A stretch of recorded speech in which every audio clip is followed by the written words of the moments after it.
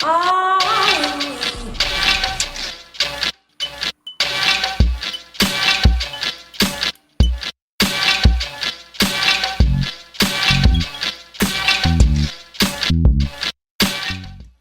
you went to your local pet store and you fell in love with the cutest little ball python. Oh my god, look at this. But wait, before you impulse buy a living creature, go home and do a little research, which is probably what you're doing right now, so good job.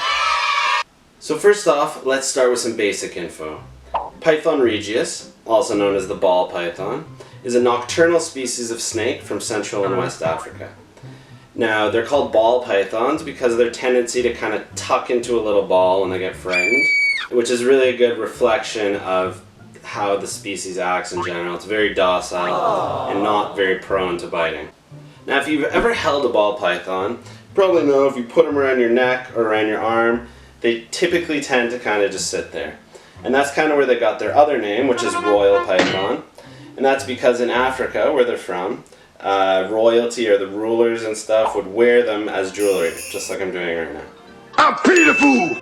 Now, unfortunately for all you vegetarians, ball pythons are carnivorous. Just like every other snake, they must eat meat to survive.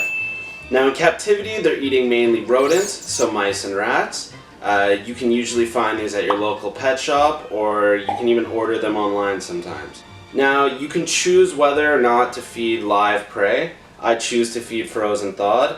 Again, it's totally up to your choice. I'll speak a little bit more about this in another video. As a general rule, female snakes tend to be larger than their male counterparts. Now with ball pythons, males are usually around 3 to 4 feet, whereas females get 4 to 5 feet on average. If you can see right here as an example, here's a 4.5 foot adult female. Ball pythons also live a super long time, so if you are someone with commitment issues, this might not be the pet for you. One of the oldest recorded specimens was 47 years old, whereas the general average lifespan is 20 plus. So when choosing your new ball python, you're obviously going to be looking for a healthy individual. Now, a few things to look for would be a good weight. Ball pythons are typically quite chunky.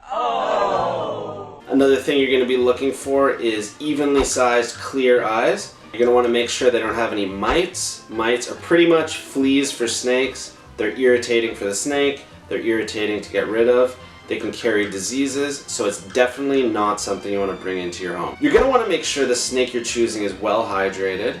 A dehydrated snake will typically have stuck-on shed or stuck-on eye caps of shed. A well-hydrated snake won't have this problem. You're also going to want to ask about the snake's feeding habits. You're going to want to know if it's eating frozen thawed, live, how often, what size, and typically breeders and pet shops will carry a feeding chart which you can ask for when you take the snake home.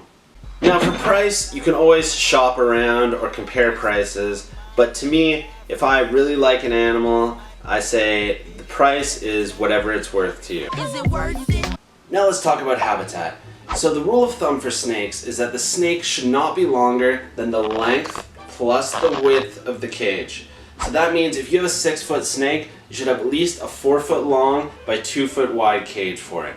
Now you can kind of use this rule to apply it to the size of your ball python if you get a juvenile, and as it grows you can move it up to a larger enclosure. Now that you have your enclosure picked out, let's talk about heat and humidity. Now being that they're from Africa, ball pythons do enjoy warmer climates, so you're going to want to provide them with a hot spot of 88 to 90 degrees Fahrenheit and an ambient temperature of around 80 degrees Fahrenheit. So to achieve these temperatures, we're going to be using either a heat light or a heat pad. For ball pythons, we usually suggest heat pad. It simulates their natural environment a little bit better. In the wild, they would be in stuff like termite mounds, which will be sunned on all day, collecting heat while they sit inside safely and not vulnerable. Now, heat pads also provide underbelly heat, which is good for their digestion, and with a light, you can't always achieve the same results. Now, if you are getting a proper hot spot but your ambient temperature is too low, in that case you might want to add a light in accordance with your heating pad. Just make sure, if you are doing this, use a thermometer, which is a very important tool for any reptile owner. And make sure you're not overheating your snake, because that's the last thing you want to do. It's too hot today. When applying your heat source or sources to your new enclosure, you're going to want to make sure to put them on one extreme end. And that's going to create a thermal gradient. So it's going to go from hot all the way to cold. And that's going to allow your snake to choose its desired temperature. Now for humidity, typically you don't want to go below 50%. Around 60% would be a more ideal range.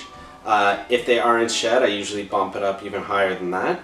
And a few different ways to achieve higher humidity would be to get a big water dish. You can mist regularly. And if you do have substrate, you can just kind of dump water into it, and that will hold humidity for a long time actually.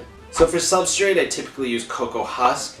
I think it doesn't really have much of an odor.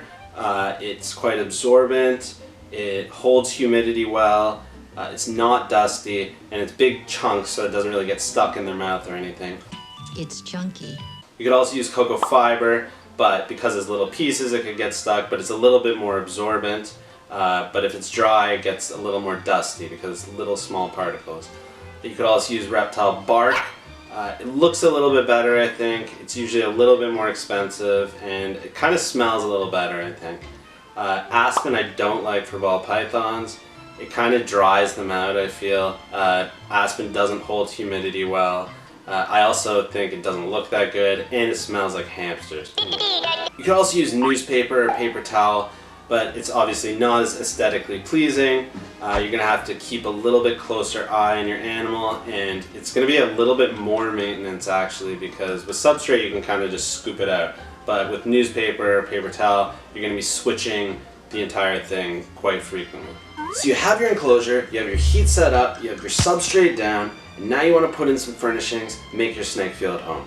So basically for a ball python, all you're going to need is one cave on the hot side and one cave on the cold side. This is going to allow the snake to thermoregulate between them and feel safe while doing so. You're also going to want a large water dish, and usually I suggest one that they can get inside. Other than that, it's pretty much up to your artistic ability. You can take sticks and fake leaves and stuff and put them inside and decorate it to your pleasing.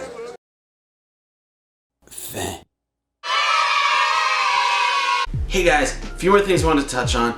This is just a basic care guide for you guys to follow. You can totally build upon what I said. You can give them a larger enclosure. Ball pythons are found in trees in the wild, so you can totally give them sticks and all kinds of higher basking spots and stuff. Totally up to you. This is just a base to build upon. Another thing I want to mention, which I forgot, was thermostats, which is really key for keeping your temperatures that you want stable. With a thermostat, you can plug your heat source into it, choose a temperature, and it will keep it at that temperature. Last thing is, you should leave your ball python alone for a few days after you get it, just so it can get used to its new enclosure. Hope you guys liked the video. If you did, throw me a like. If you want to see some more videos coming up soon, throw me that subscribe. Peace out. Now, unfortunately for all you vegetarians,